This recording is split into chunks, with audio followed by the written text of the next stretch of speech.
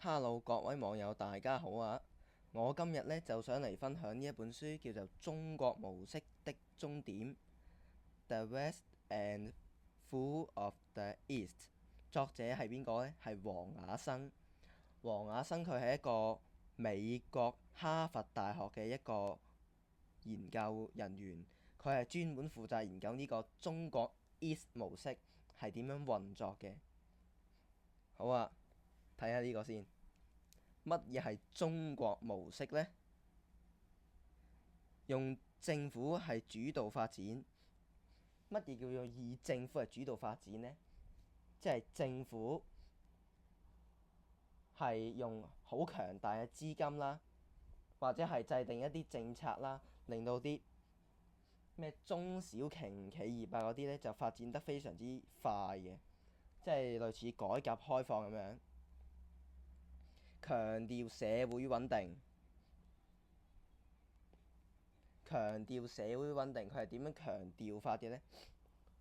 好似香港嘅2019年咁樣啦，因為亂啊嘛，啲人係上街搞亂晒啲社會秩序，唔穩定啊嘛，所以佢就呢個中國模式就係強調社會穩定嘅。好啊，第三個，重視考試同埋人才選拔。喺中國歷史上面呢，重視考試同埋人才選拔呢，就即係科舉制度。放喺而家睇呢，喺內地呢就叫做高考，喺香港呢就叫做 DSE。科技發展係以追趕為主嘅。舉個例子啦，好似超英趕美咁樣，毛主席落嘅命令嚟嘅。究竟係超唔超到嘅呢？嗰陣時係超越唔到英國嘅，亦都係趕唔上美國。但係放喺而家呢，係已經超越咗英國㗎啦，亦都趕上咗美國㗎啦，因為有改革開放啊嘛。好啦，書呢就係呢本書。呢本書原本係一本英文書嚟嘅，就俾台灣嘅一啲學者一個編輯就翻譯咗變成中文書。個譯者叫做簡惠君啊。IS 理論係乜嘢呢？ E 係 exams， 即係考試。A 係 autocracy，S 係 stability 穩定。T 係 technology 技術。考試、專制、穩定同埋技術呢四樣嘢加埋一齊呢，就係 IS 理論啦。點解呢套制度曾經係成功嘅呢？科舉係提供人才，即係好多咩蘇軾啊，或者咩曾鞏啊，如此之類嘅，全部都係考科舉考上去做官嘅。專制可以提高效率，即係咩皇帝制啊嗰啲呢，封建制度啲。專制呢，我落 order 俾你，你一定要做，你冇得唔做，你唔做就死罪。呢啲就係提高效率嘅，所以就穩定可以長期發展。穩定點樣可以長期發展嘅呢？穩定係咪真係咁重要嘅呢？個社會穩定啦，咁你所有嘢都係蓬勃發展起嚟啦，所以可以長期發展嘅。舉個例子啦，改革開放，佢改革開放呢就係社會好鬼穩定，所以由深圳開始做試點，慢慢咁樣發展呢，咁樣就而家變咗世界 GDP 第二經濟體啦，中國。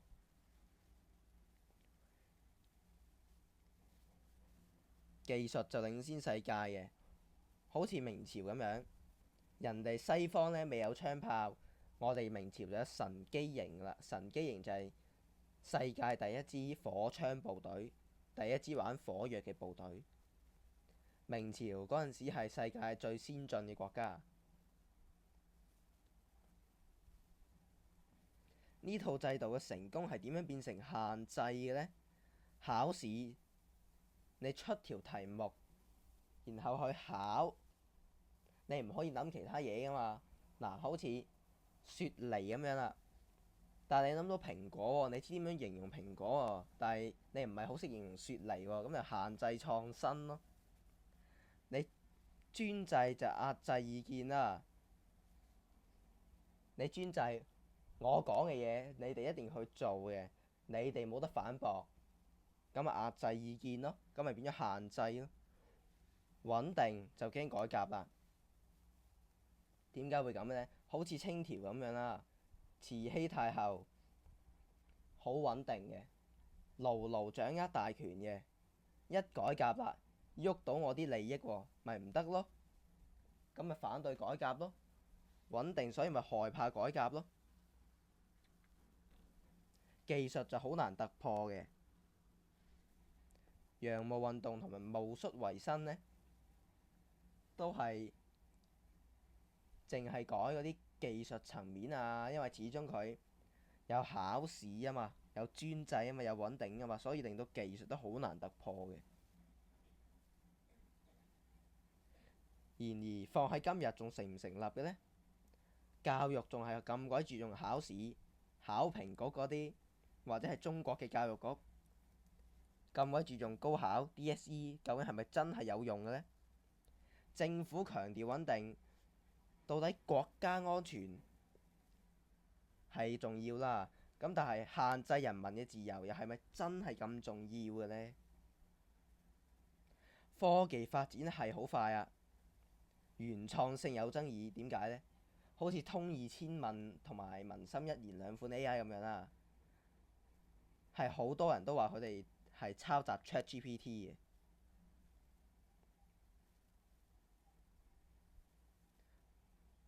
我呢睇完呢本書之後呢，就有思考過一啲問題嘅。中國係咪真係會被限制，俾個制度限制創新呢？中國而家仲喺度發展緊科技，但係嗰啲科技係咪真係中國原創嘅呢？呢模式到底會唔會改變呢？